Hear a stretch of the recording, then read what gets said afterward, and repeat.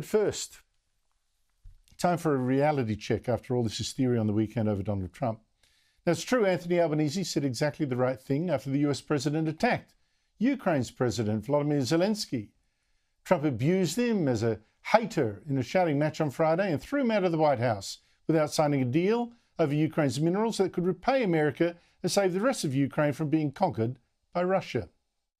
And your people are very brave, but you're either going to make a deal or we're out. And if we're out, you'll fight it out. I don't think it's going to be pretty, but you'll fight it out.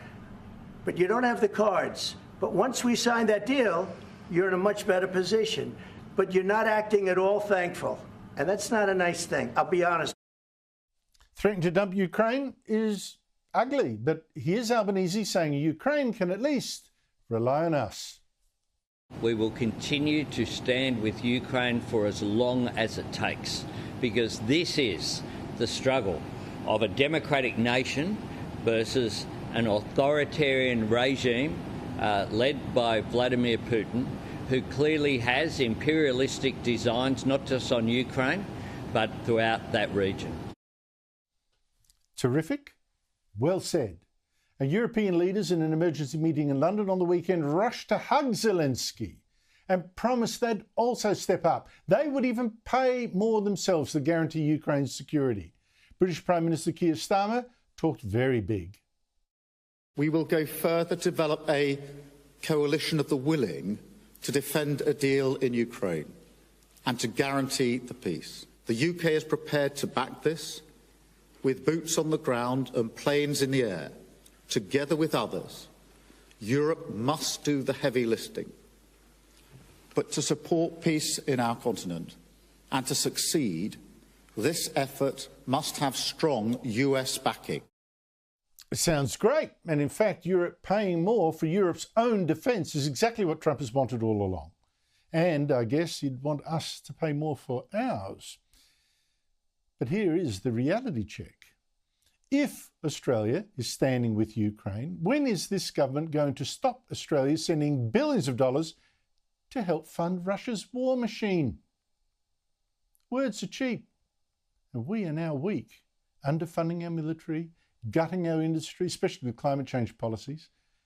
All this is embarrassingly clear from a new report from Finland's Centre of Research on Energy and Clean Air. It says the European Union is still paying more for Russian oil and gas than it sends in aid to Ukraine to save it from Russia. But the shocking kicker for us is that of all the countries in this report examined, countries talking tough on Russia, Europe, America, Japan, Canada, Australia, guess which one country buys the most products made from Russian oil? It's us, Australia. This report says Russia is getting around the West bans on buying Russian oil by selling it instead to giant refineries in India and Turkey, which love this cheap oil.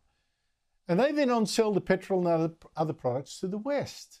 And it says the single biggest buyer was Australia, whose imports from these refineries total 3.38 billion euros. That's $5.5 billion over the past year.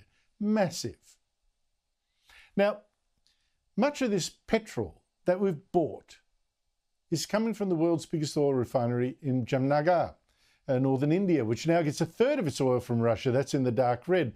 And their operators just signed a massive new deal for more supplies from Rosneft, the Russian state-owned oil and giant. And that's, of course, being state-owned, a big source of cash for President Vladimir Putin's war machine. Now, are we going to stop paying for this petrol made from Russian oil? Would we think of paying more for our petrol, even more by getting it somewhere else? Not quite so cheap, as if. And the fact is, we are as dependent as hell. A quarter of a century ago, we had 8 refineries in Australia, turning oil, including our own oil, into petrol. Now we have just 2, small and in trouble. And we don't have enough oil as well, at all. We are sitting ducks. I mean, China could cut our sea lanes tomorrow. We'd be out of petrol in weeks. And we don't have a navy strong enough to do a thing about it. As we saw last week, we had just 3 Chinese warships circling Australia and firing guns. Our government needed a Virgin pilot to warn it about what was happening. And we're now going to stand with Ukraine. We can't even stand for ourselves, as Opposition Leader Peter Dutton pointed out today. Australia is an island nation of 27 million people, effectively in the middle of nowhere, and we need to make sure that we have strong defences, and we need to make sure that we have functioning relationships with allies like the United States, because nobody can really predict what will happen, what threats will come our way over the next century, and that's why we need strong leadership in this country, and it's why I think people understand that the Prime Minister is just not up to the job. As for Europe, now talking tough, also weak. A new report from the think tank Bruegel says if Trump does stop defending Ukraine, then Europe, to save Ukraine from a full-out Russian attack, would need more extra fighting vehicles than it has even now, and more missiles and the lot. I mean, Europe has been weak and lazy, leaving its defence to America, which is what Trump has been furious about for years. And now Britain and France say they'll defend Ukraine. With what? Without America. I mean, it's true that Russia in this war has been bleeding men.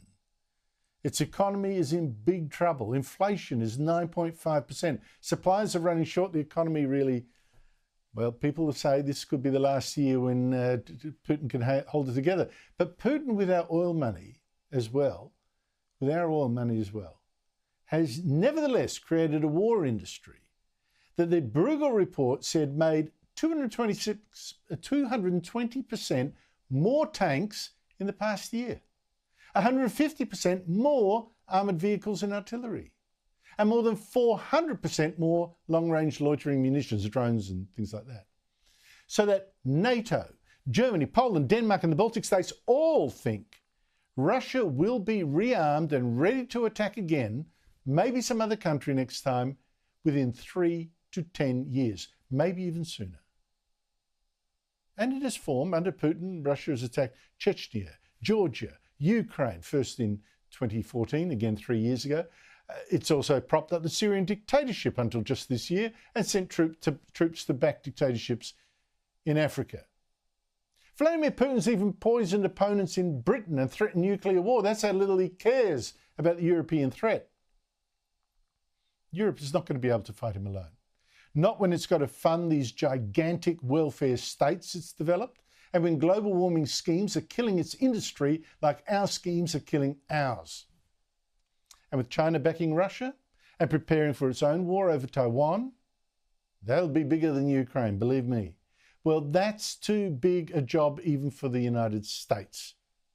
In the end, the US needs us too. It needs all of us to really step up, not just with social media posts, I stand with you. So I think Trump is going to eventually sign this deal with Ukraine for a share in its minerals in exchange for guaranteeing Ukraine's security in any peace deal with Russia. So sure, stand with Ukraine, I do. But with what? And can we even stand for ourselves? Waving goodbye to one industry after another. It's time we got serious, deadly serious.